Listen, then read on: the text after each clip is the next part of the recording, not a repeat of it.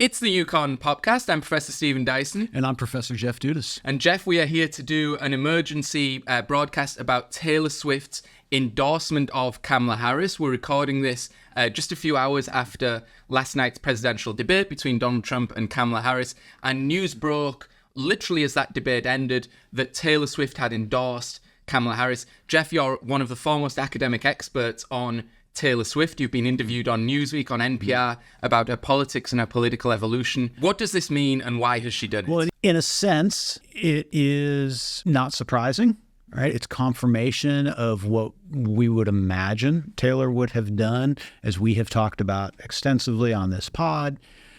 Taylor does have, at this point, a relatively long history now of being interested in politics and in partisan politics in particular, going back to the 2018 endorsement that she offered of Phil Bresden, who was the Tennessee senatorial candidate running against Marsha Blackburn. And she did endorse Biden and Harris ticket in 2020 as well. Been a lot of speculation that she would be endorsing this ticket again, maybe a bit later than some people had thought.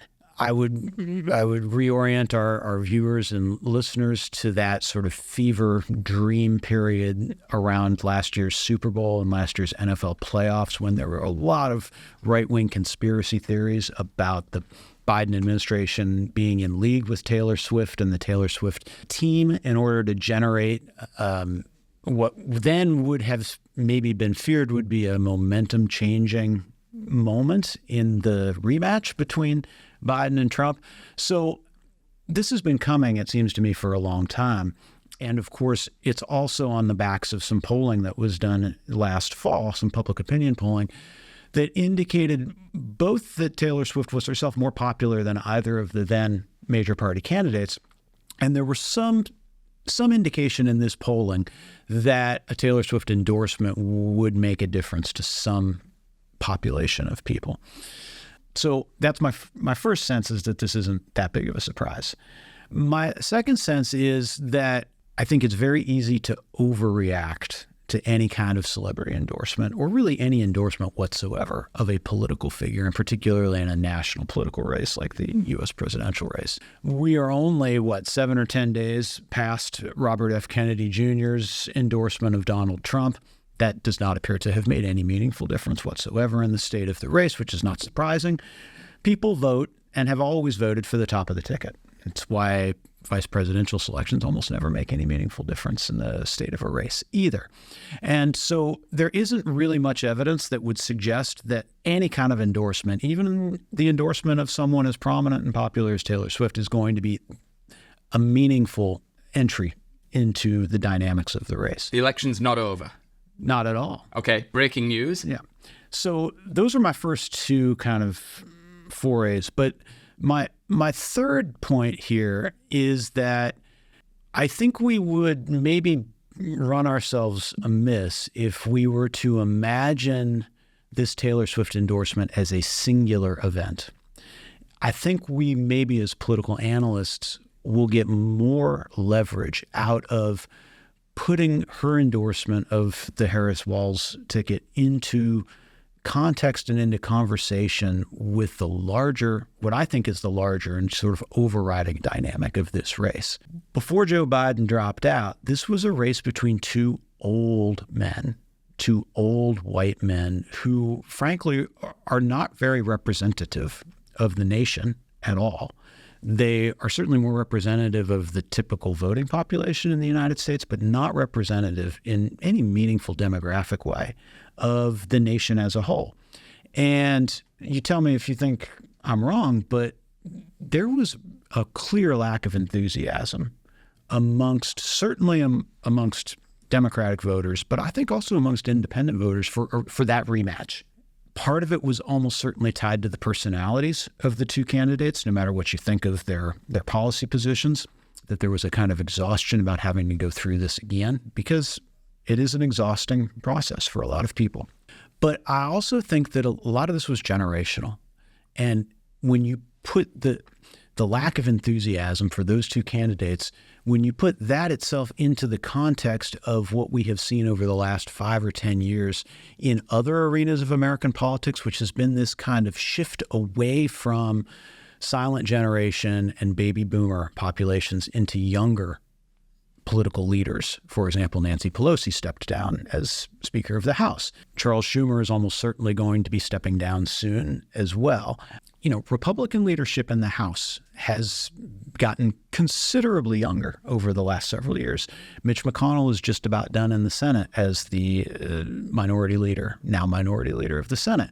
So this kind of what feels like a bit of a sea change generationally in American politics has been going on for several years, which I think struck a lot of people when they looked at the presidential race, this rematch of Biden and Trump, as out of place with the other things that were happening. And so a lot of the disinterest, it seems to me, and the lack of enthusiasm for this race was not really linked to the specifics of the personalities of these candidates, but rather it was generational based. And it was this sense of a generation that is no longer representative of the American experience and a hunger for something different.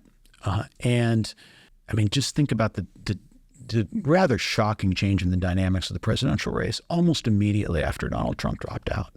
The coalescence around the Harris campaign by younger voters was almost instantaneous. And so this is a long-winded way of saying, I think that is the context in which we need to understand Taylor Swift's endorsement. Okay, so what I hear from you is that this is an endorsement that comes about because Kamala Harris is younger, more culturally sort of representative of maybe where America is or a direction America wants to go. That you are at least implicitly saying you don't think she would have endorsed Joe Biden. I'm not sure that she would have. Okay. And this has to do, I think, with something else that we have talked about in the past, which is that Taylor Swift has been a cautious entrant into the world of politics, to be sure. And I think she's temperamentally fairly conservative. Not politically conservative, but temperamentally conservative. I think she tends to be, the record suggests that she tends to be very cautious and very careful about the different kinds of public moves that she makes, whether that be with her music, whether that be with, the creative decisions that she makes, ownership decisions, how she kind of plots her way through the music industry. And that comes out in her politics as well. I mean, she was famously reticent, as we've talked about for a long time, to say anything whatsoever about politics, not because she seemed to lack any interest or any capacity to speak about public issues, but because she was just sort of temperamentally conservative and not real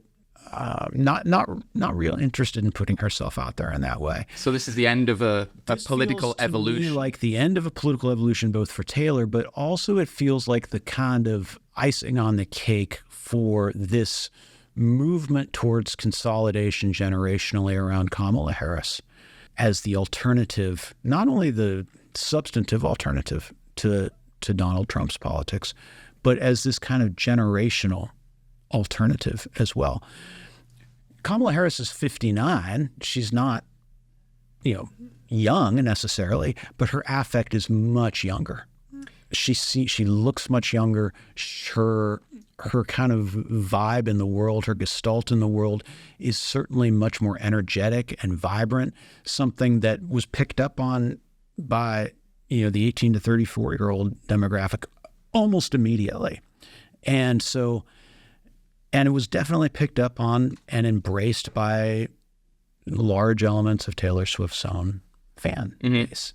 And Taylor Swift is not the first to pick this up. The first sort of music artist, Charlie XCX, instantly says Kamala is brat. And then Beyonce, and then Megan Thee Stallion, and Taylor feels like the end of the narrative, the thing that consecrates the narrative, that sinks it into place and concretizes it precisely because of her kind of ubiquitous popularity. Yeah.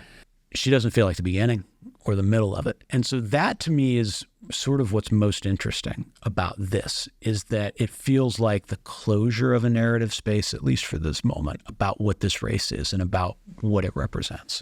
Interesting. So let me give you some of Taylor Swift's specific reasons that she cites in her Instagram post for having made this decision. And you can tell me whether you think these are sort of ad hoc or after the fact justifications, or these are the real reasons. She explicitly says she was disturbed by the AI false videos which were saying that she'd endorsed Donald Trump, that this concretizes for her a concern with an environment of misinformation that is essentially disempowering to people, stopping them from making their own true decisions.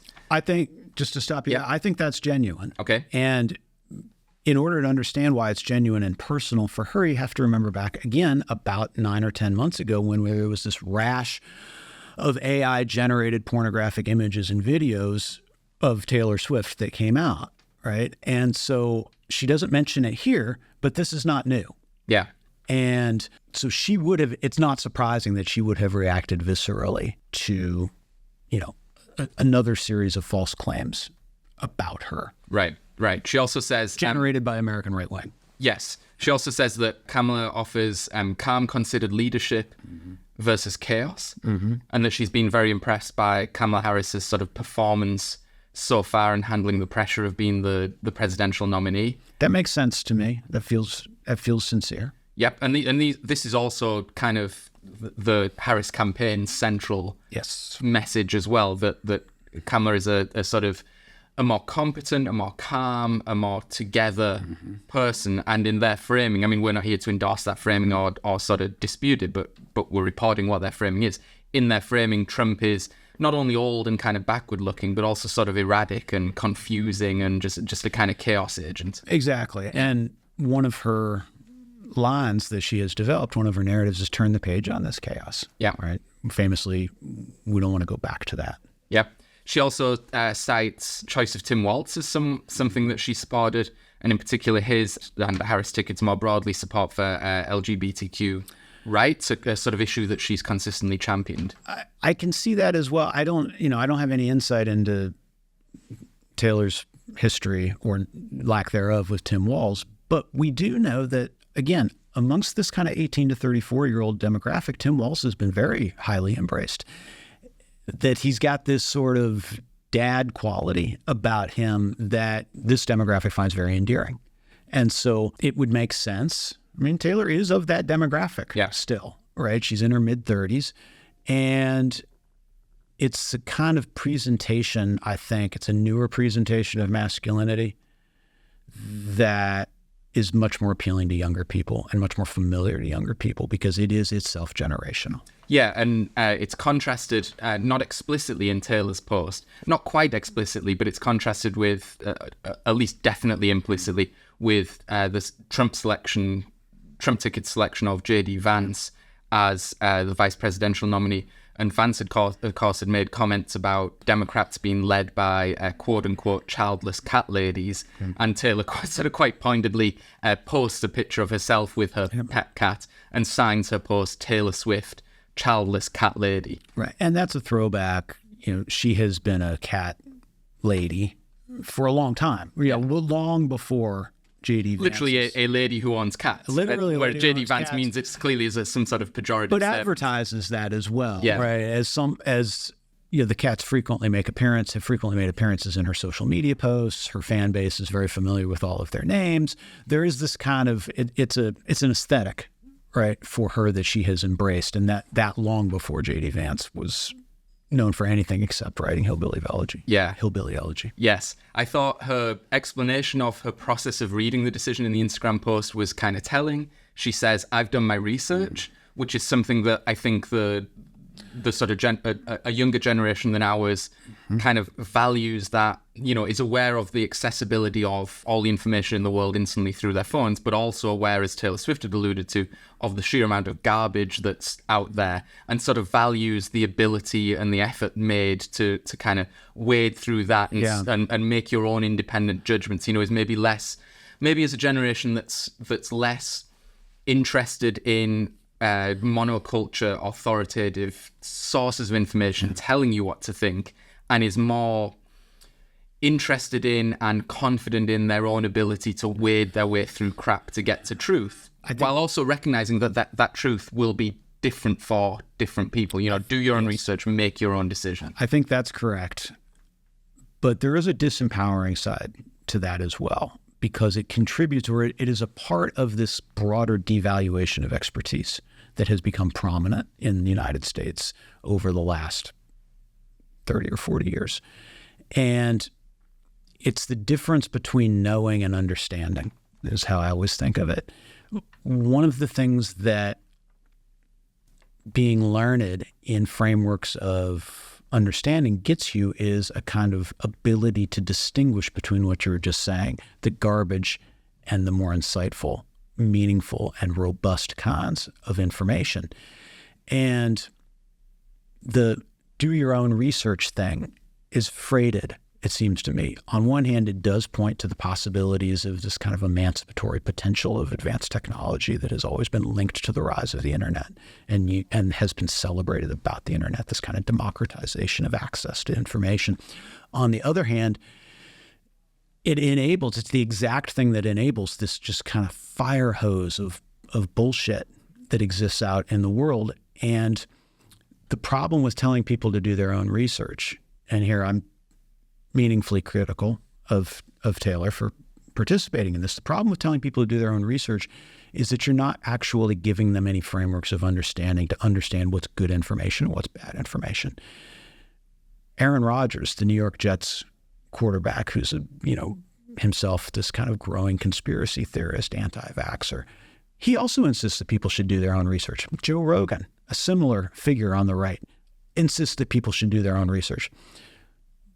But when they do their own research, what they find is information and material that confirms their priors or confirms their fears and is bad information. And they don't have the conceptual apparatuses that they have learned to be able to distinguish between what's good and what's bad information. Okay, Donald Trump has shrugged off Taylor Swift's endorsement, predicted Wednesday that she may, which is today, that she may, quote, pay a price for it in the marketplace. I was not a Taylor Swift fan, Trump said during an interview with Fox and Friends. It was just a question of time, I presume he means before she endorsed Kamala Harris, but she couldn't possibly endorse Biden. She's a very liberal person. She seems to always endorse a Democrat. She'll probably pay a price for it in the marketplace. What should we make of that reaction? Well, I think in the first place, she is highly unlikely to pay a price for it in the marketplace, precisely because I think most of her fan base is already where Taylor just ended up last night. If not ahead of her. If not got there before she came out in public. Which this whole Swifties for Kamala movement would suggest strongly. So that's my first instance. I think he's almost certainly wrong about the idea that she's going to pay some kind of price in the marketplace for this. The more interesting question that maybe we want to spend a little bit of time on as we maybe look to wrap up here with this emergency pod is the claim that she wouldn't have endorsed Biden. Now, on one hand, you could make the case that seems wrong, since in 2020 she did explicitly endorse the Biden-Harris ticket. On the other hand, this gets us right back into this generational issue with which we started the pod. There was almost no energy or enthusiasm, as far as I can tell, amongst the 18 to 34-year-old demographic for Joe Biden. There wasn't much energy or enthusiasm. There wasn't much energy or enthusiasm from Joe Biden. Was my memory. And this was important for his coalition that won in 2020, in which you had one of the larger, maybe the largest youth vote by percentage in modern American presidential history. So people turned out, and they turned out in the states where he needed them to turn out: Georgia, Arizona, Nevada, Pennsylvania.